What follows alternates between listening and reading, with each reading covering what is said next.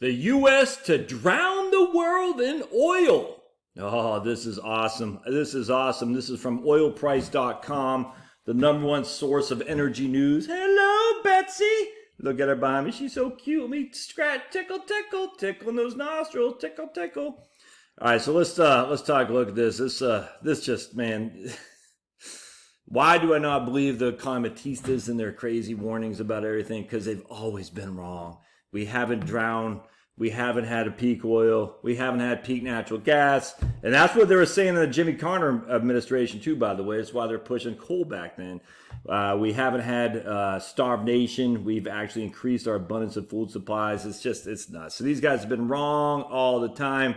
We haven't had mass deaths, starvation, chaos. It's just, we've gone the exact opposite. So if they say it, you think the opposite. All right, so who's this guy? Nick Cunningham. He's a freelance writer in oil and gas, renewable energy, climate change, and whatever. He's based in Pittsburgh. So it'd be interesting to talk to Nick. All right. The U.S. could drown the world in oil over the next decade, which, according to Global Witness, would spell disaster for the world's attempt to address climate change. The U.S. is set to account for 61% of all new oil and gas production over the next decade. A recent report from this organization, what organization is that? It's a Global Witness, says that to avoid the worst effects of climate change, we can't afford to drill up any oil and gas from the new fields anywhere in the world. I mean, can you listen to that? We can't afford to drill up any oil and gas from new fields anywhere in the world, according to Global Witness. This, of course, would quickly cause a global deficit as the world continues to consume around 100 million barrels of oil a day. Global Witness notes the industry is not slowing down in the United States, notwithstanding recent spending cuts by independent and financially strapped oil and gas firms. If anything, the consolidation in the Permian and other shale basins, increasingly led by the oil majors, ensures that drilling will continue at a steady pace for a year to come. USA! USA, in your face, Canada! I love Canada. It's just always fun to say that. Take that, Canada! Blame Canada! Actually, Canada's one of the better, when it comes to this stuff, Canada's one of the better ones, too. In fact, I think Canada's #3 in terms of new production. We'll see. I think they talk about it. It isn't as if the rest of the world is slowing down either. The global oil industry is set to greenlight $123 billion worth of new offshore oil projects this year. Nearly double the $69 billion that moved forward last year. That's freaking, look, man, if you love living large as we have for the last 50, 60 years, and you love prosperity for everyone, not just the European types in Western Europe and America, this is freaking awesome. In fact, while shale drilling has slowed a bit over the past year amid investor skepticism and poor financial returns, offshore projects have begun to pick up the pace. But that trend might turn out to be just a blip. The U.S. is still expected to account for the bulk of new drilling and the vast majority of new production, which much of that coming from shale. Already, George Mitchell, not the stupid senator from Maine, but the real George Mitchell, the one who saved lives, or the other George Mitchell was just fake. The George Mitchell in Texas. Already, the U.S. is the world's largest producer of both oil and natural gas. The U.S. is the world's largest producer. I mean, can you imagine? Can you imagine 10 years ago saying that? And look, a lot of this happened under Obama. So kudos to Barack. Enjoy your Martha's Vineyard $15 million mansion, Oceanside. Enjoy it, because you know climate change isn't happening. You know you're not going to be swamped. You know that. We get it. I get it. You get it. You know what you had to do to get elected. Understood. Enjoy it, man, because you allowed this to happen. I mean, you might not have allowed it specifically, but you know, you didn't. You could have done worse. Let's just put this. We could have had a worse run if Obama was truly a socialist. And he let it go. Nothing but respect, man. Nothing but respect in that regard. A lot of other things, nothing but disrespect. But in that regard, you got to credit Obama without question. Already, let's see. And the pace has accelerated in recent years. In 2018, the U.S. oil and gas production increased by 16 and 12% respectively, according to the EIA. The U.S. surpassed Russia in terms of gas production in 2011. And who was prez? Barack Obama, claiming the top spot, and it surpassed Saudi Arabia in oil production last year. The U.S. leads global petroleum and natural gas production with record growth in 2018. Going forward, the U.S. would be 8 times larger than the next largest source of growth, which is Canada. Under who?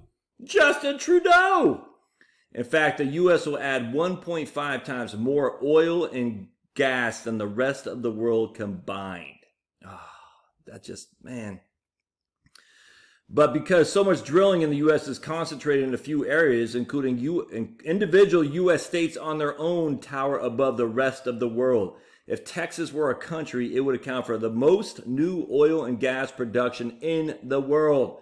Between 2020 and 2029, Texas alone could account for 28% of all additional output. Canada, oh my goodness, Canada and Pennsylvania tie for second and third with 7% each. Then comes New Mexico, North Dakota, Oklahoma, Brazil, Colorado, Russia, and Ohio are all tied at 3% each. That's, oh man. That means we're talking the global output. Canada, Brazil, Russia. And then along the lines of Pennsylvania, New Mexico, North Dakota, Oklahoma, Colorado, and Ohio. In other words, 7 out of the top 10 sources of new oil and gas production globally over the new decade are individual U.S. states. If things don't change by the end of the next decade, new oil and gas fields in the U.S. will produce more than twice what Saudi Arabia says. What Saudi Arabia produces today, said Global Witness. And of course, they think that's bad. I think it's great. This presents a massive challenge. To avoid the worst impacts of climate change, our analysis show that oil and gas production need to drop by 40% over the next decade. Yet, instead of declining, U.S. and oil output are set to rise by 25%. That doesn't make you freaking happy. I don't know what would. Let's see a comment. All right, so here's Wood Mackenzie. I don't know what that is. I don't know. But anyway, everything is accelerated in the Permian, including decline rates. Examines the inherent risk of the practice, compares it with actual mature Wolfcamp well results, and models the long-term supply and cash. And you see, the whole point about models is just you can't trust them, man. If shales are operators with smallest budget projected cash flow deficit, that is more established players may fare the worst in regard to present value erosion. All right. Look, we just don't know. I don't trust those models as far as I can kick them because the models all said peak oil. All right, U.S. production has 2 choices and both lead to lower production as we head into the next decade. Currently lowering rig count down 10% from the beginning of the year and slowing production. The Permian is driving this production increase with 500 rigs running in the area, and in the next 5 years, if not sooner, all the sweet spots will be drilled up. And that's what they always say. And you found what the USGS found, didn't you? The United States Geological Survey. Huge find in the Permian for sure. This guy says, I'm disappointed, Nick. Global Witness, the source of this article, is a propaganda arm of George Soros' Open Society. I agree with that. I get it. But that's why to be for oil and gas production means inherently you're fighting socialism. Because we know what socialism is. We know what the climate change doomsdayers are. Watermelons.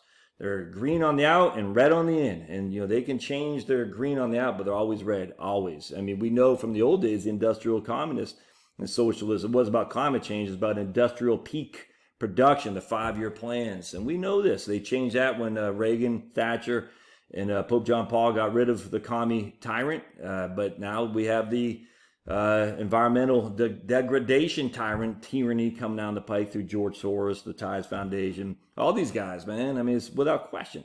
They know to advance socialism, they got to do it on the backs of climate change. Look, man, you might not like to hear it, but it's true part and parcel. It's been like this for years.